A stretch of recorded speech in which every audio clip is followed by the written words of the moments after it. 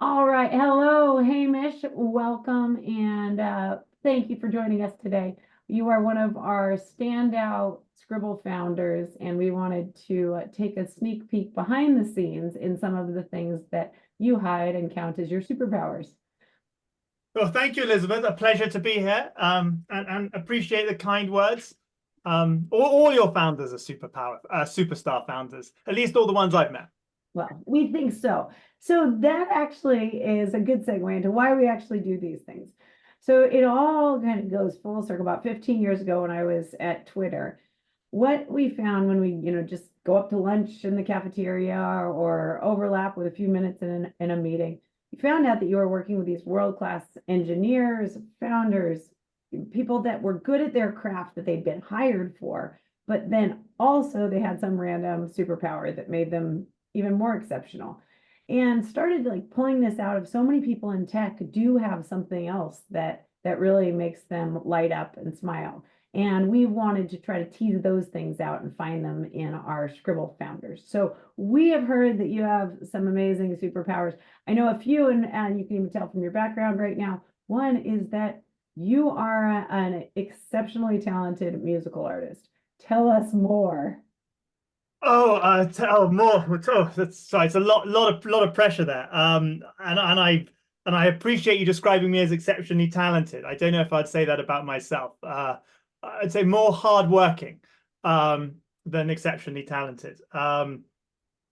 So I suppose the sort of the thing, probably sort of start best on what got me into music as a start. Because I mean, I did a little music as a kid, but it wasn't a thing for quite a long period of my life. And then when I was in the midst of doing my last startup, uh, which we sold to a big company and all did very well, but during the middle of it, I was rather stressed. You know, what in the modern parlance some would describe as mental health issues or anxiety or whatever. I'm too British to talk about it in those terms. And so a good friend of mine was like, have you thought of, I was like, you should see someone. I'm like, blah. But my friend was like, you should maybe try playing a musical instrument instead. On the basis of, if you're quite cognitively high functioning, as in, and I don't necessarily mean smart. I mean, I'd like to think I'm smart, but you've got a lot going on in your brain all the time. Often what can be a really good release is to do something that is also very cognitively demanding, but is completely non-work related. And so I started doing this, and it started off with weekly, this is about 6-7 years ago now, weekly piano lessons, sort of learning all the basics or relearning a lot of the basics. And I just basically fell absolutely in love with it.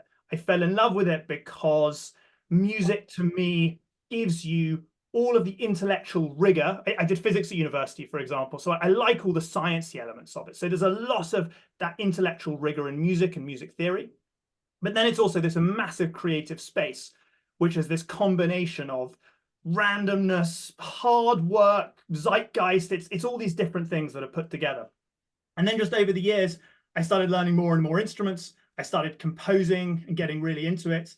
I live in Los Angeles. There's a lot of very talented musicians who need money, which means you can basically hire to teach you and to work with and to produce some of the best people in the world for relatively small amounts of money.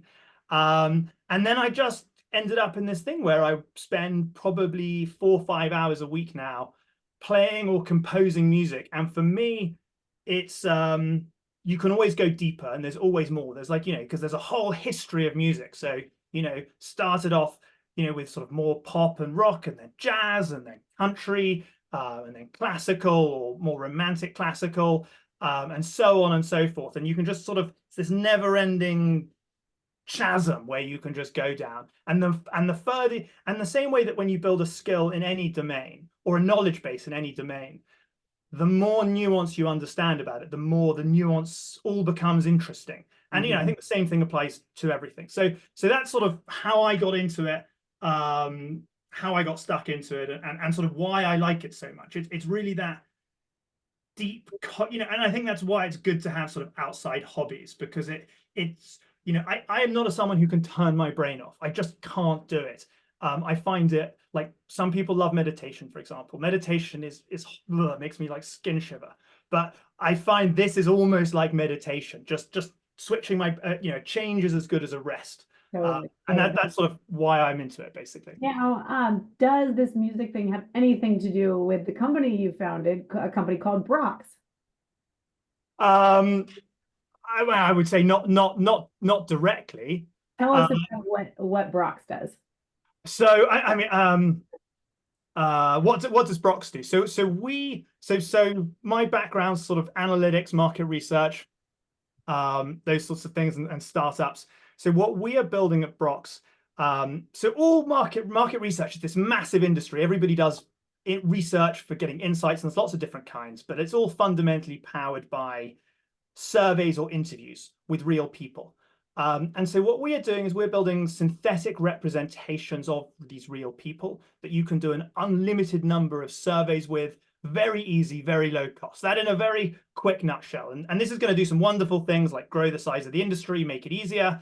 But crucially, what we're doing is we sort of have this synthetic panel that we call a shadow panel, but they're all based on real individuals. So we go out, we interview for hours and hours at end real individuals about everything about their life, their upbringing, how they think about the world, what they're watching on TV, who they bank with.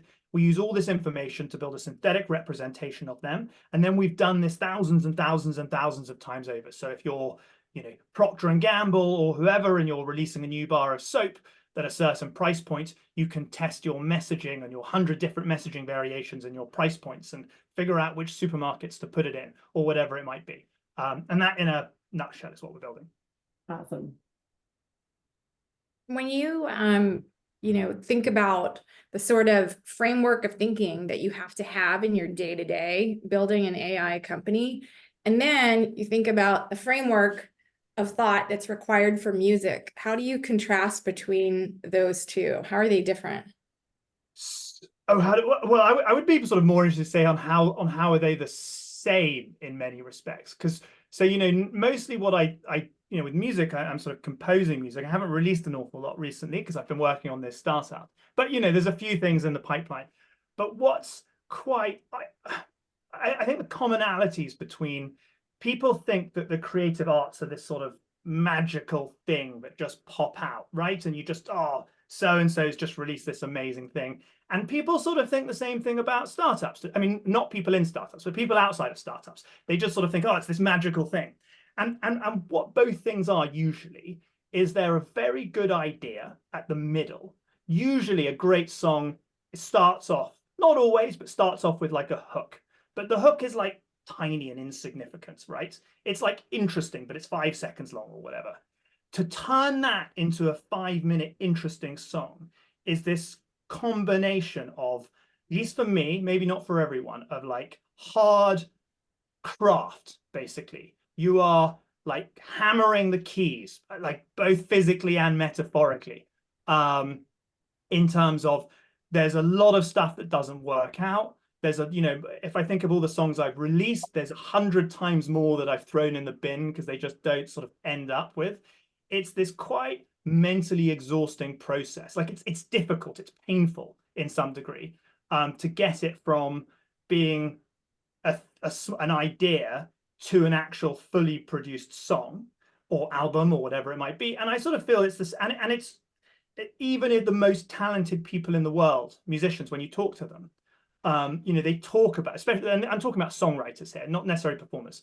The songwriters, they talk about the same process. It's sort of this hard craft. You're thinking about it when you're walking down the street. You're thinking about it when you're having a shower. Ideas pop into your head, and then sometimes there's just like a little bit of luck. Like you might press the wrong button on your recording studio that changes the instrument, and you're like, it's amazing. And I feel like all of those things are direct parallels to startup. It's like generally you have to have a very good idea, but to take that idea into an actual product that lives independently of you, outside of your mind, it's a slog, and you've got to love the slog, even if the slog is really painful. And there's a bit of luck in it. Like as talented or hardworking as you are, there's just some magic moments that happen that are completely outside of your control. And so what is the process? How do you write a song? How do I write a song? Yeah. So there's sort of 3 or 4 ways. Usually it'll be something like I hear an interesting phrase, like a ton of it might just be like couple of interesting words you might hear, and you might be like, oh, that's like an interesting chorus. And then you'll sort of knock out a few chords on the piano that might work with it, and put that in. And then you'll try and build layers and layers. So often I'll start with like a chorus or a verse, so just one little section. And you just try and build layers, and then you're just experimenting or doing hundreds of little experiments, like maybe this instrument, or maybe I'm going to not play it up here, but I'm going to play it down here to make it more bassy. And then you try and build out the song lengthwise. And, you know, adding the next verse, the next chorus, you know, if it's trying to generate a narrative in the song, if that's what you're looking to do. And then adding more instruments. And then I work with this really, really wonderful producer, Andrew, who's he's a big does a lot of TV shows that you might watch. He does a lot of the music for them. And then and then I send it to him, and then he usually tears into it and sends me tons and tons of notes and feedbacks on all the places I'm wrong.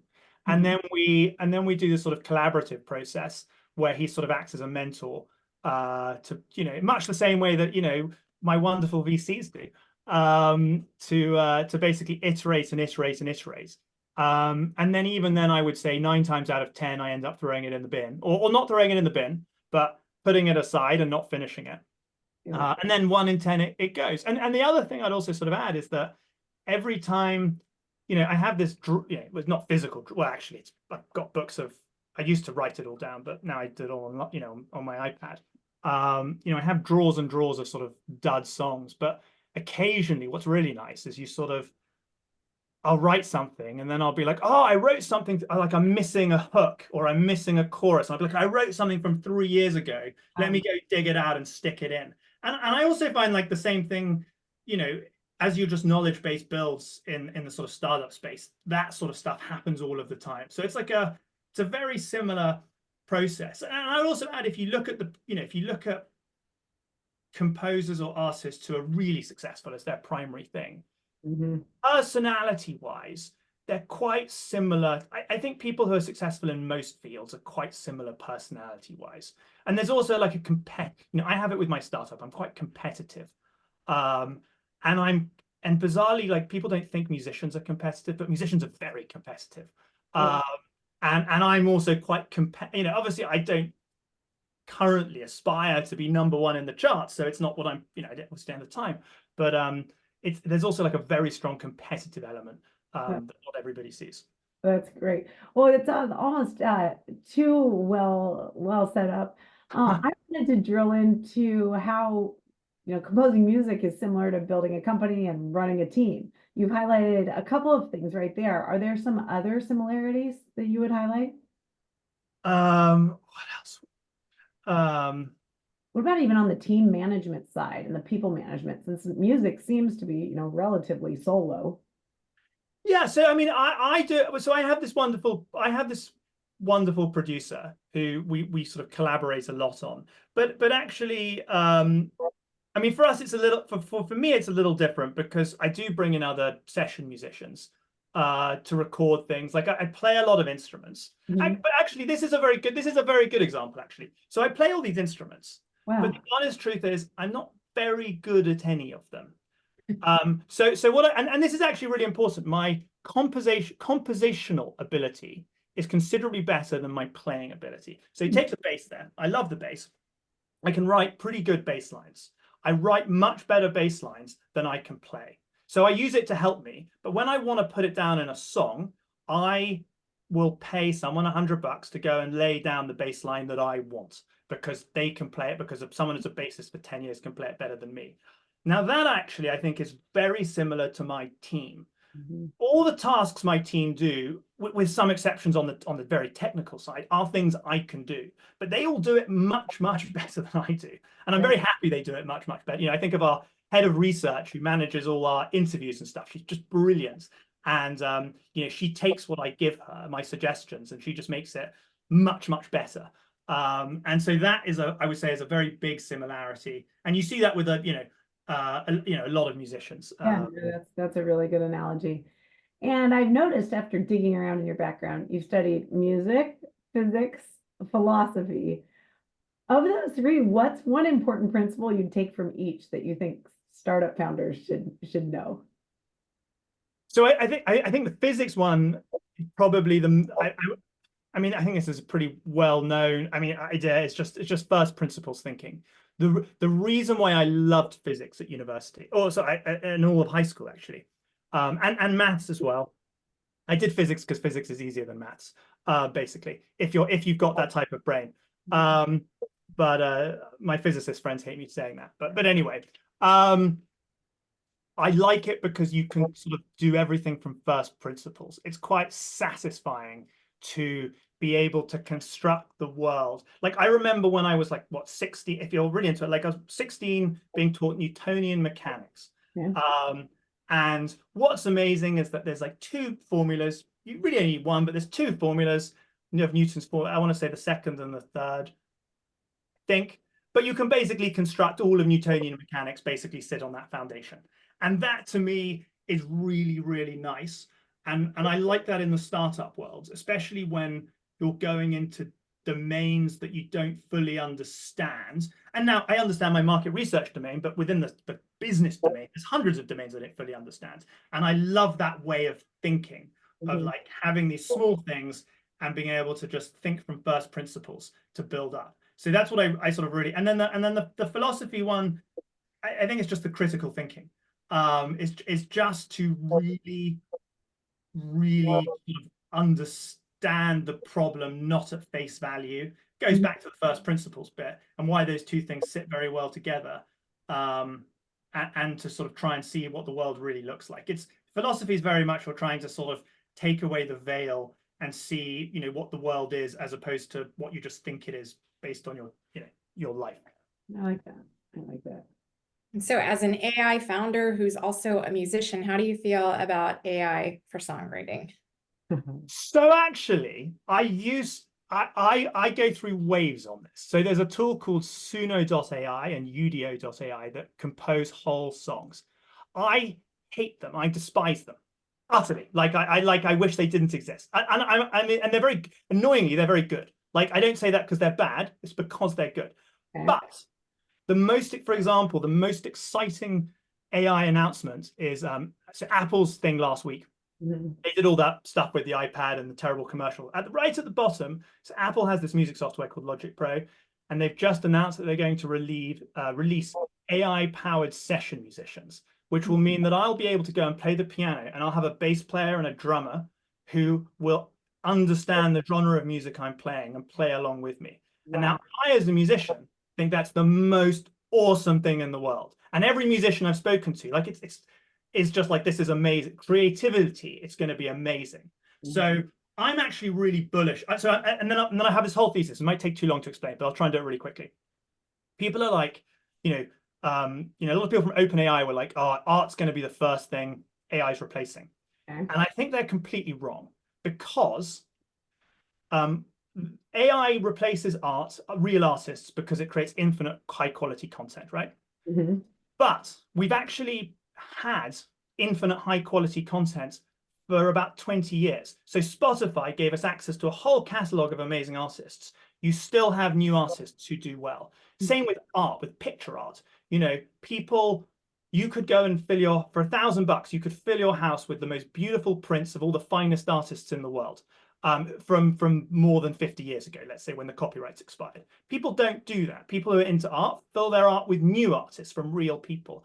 So I don't think there's going to be much of an appetite for sort of non-human created art, whether it be music or art or whatever else. An obvious example is like people pay to go to see the Mona Lisa in Paris. You could get probably a better, just as an equally good version for $200, a lithograph print for whatever, and have it in your house, but people still want to see the real thing. So I actually used to be quite depressed about AI for art generally. Now I've gone the other way and I'm very bullish on it, and I think it's going to be wonderful for artists. That's awesome. And I hope, fingers crossed. Yeah, same here, us too. Who are you inspired by musically? Who am I? So I would say David Bowie is my hero, and Sting. And the reason why I like Sting is because, he's obviously got all his stuff with the Police that he's very famous for, but he just tries and does everything. He went through an operatic phase back in the 90s where him and Pavarotti were singing stuff. He's into Jacobean Elizabethan music, like the sort of stuff that Shakespeare, like really into it, and he does performances. And I just love the fact that he just does everything and he doesn't care what the reception is. But when he does it, he goes like really deep into it. He doesn't do it in like a shallow way. He goes into it like, I'm going to go and become an expert on, I mean, I don't particularly like Jacobean music, but I just love the fact that that's what he does. That's awesome. Oh, I have a question. Are all of us Americans saying David Bowie's name wrong? We say David Bowie. He is British. Is it Bowie? I would say Bowie, but Yeah. I think Bowie's fine. No. I think we just learned something really important. What a nugget. Yeah. Oh, now, if I were to challenge you to some other big goal for learning or, tinkering, figuring out, what would it be? So the other goal I am currently working on is training for an Ironman challenge. Oh, I didn't know that about you. So that's yeah. What's your worst sport? What's your best sport? Tell us more. So I hate, and I mean, and so this is sort of maybe where Elizabeth and I will differ very strongly. I hate running. Like I despise running. I was forced to run. I went to English boarding schools, so cold runs in the morning were something I had to do an awful lot of. And so for me, as one of my challenge. I mean, obviously the Ironman's a lot more than just running, and I one of the best things I've done since selling my last company and having a bit of cash is I pay a trainer 4 times a week, Pete, and he's brilliant. I hate I love Pete, by the way, he's brilliant. I hate every single session with him. He trains me to breaking point every single time. I still don't enjoy it, and I've been doing this for about 3 years. But I've always managed to sort of skip off the running bit. So we do lots of body hit, calisthenics, pull-ups. So I can do 30 odd pull-ups and all these other wonderful things that put me, but the running I'm still bad on because I always tell him not to. But this year we're going to get my cardio up and we're going to do an Ironman. So that's my big challenge. So hopefully maybe in a year's time my view will change, Elizabeth, and we can go running together at some point. Well, this is great. Well, if you're signed up for an Ironman, you got a marathon ahead of you. I know. And I'm dreading it, but it's only fun because I'm dreading it. Yeah, that is true. Okay, I'll be by your side on that one. And are you a morning worker outer or an evening? I'm like dead after the morning. I have to work out in the morning. She'd like to do it in the afternoon. For me, it breaks up my day. So I like to work in the morning, go work out, have some lunch, and then at about 3, I start my work again. Oh, so you're like a midday worker. Yeah. I like sort of early midday. Interesting. Now, what about for music? When do you work that into your day? So the only time these days is late at night when the kids have gone to bed. Yes. Okay. How late, and are you soundproofed? I can imagine that being... Yeah. This is soundproof, so I can be as loud as I like. But that's the only time. For now. 8 o'clock or like midnight o'clock? So I'm quite late. So it's usually like, because I usually put the kids to bed. I then have a bit more work to do because there's always a bit more work to do. And then it's usually sort of 9 to 11, 9 to 12. And then I also sort of wake up at 7 and starts again. All over again. Know that. Yeah. Wow. Well, if you had to give one piece of advice to somebody that wants to tackle a big goal or something that's so separate from their work day to day, what would you encourage? I mean, it's going to be very boring advice, but it's break it up into small things if you can, and just do it bit by bit. For me, the fitness thing has been a bigger challenge than the music psychologically. Doing my first couple of pull-ups however many years ago was sort of hard, and then you just add one, and then you add one, and then you add one, and then you add one, and before you know it, you're just doing, that's one example, you're just knocking it out. And it's like the same thing I'm sort of doing on the running side of things. You try and run the 1 minute mile a little faster, and improvement is slow, but I think, obviously it all compounds. But the other thing is improvement remains. So once you're there, you don't generally slide back. I mean, you do if you do like nothing, but obviously like you don't slide back, so you've got it for life. So it's sort of just that, yeah, just small baby steps get you everywhere. That's great. And I just want to add, so your Spotify channel, I do want to give you a plug. My dad is a musician. I'm very picky about music, so I'm not saying Okay. you're one of our founders, but I love your music. So Oh, you are Hamish Brox, Brox on Spotify. yes. I've been having That's it in the background. Sorry? Been having it jam in the background. I love Oh, and I'll say that's completely a coincidence. We didn't name our company after the fact that I have I bought a 4-letter AI domain name 4 years ago for about $100. That has nothing to do with why we're called this. Amazing, amazing. Um, Oh, so great. Any other nuggets that we should dig out from your brain? oh, I don't know. Oh, I can't. I honestly can't think of anything. I should have stuff to say. This was great. That we got what we wanted out of you. But I had some great things to capture. But thanks for joining us. Thanks for being one of the standout Scribble founders. And cheers to doing your day job, your night job, and your Ironman challenge. Well, if I've got to do it first, so we'll check back once I've completed it.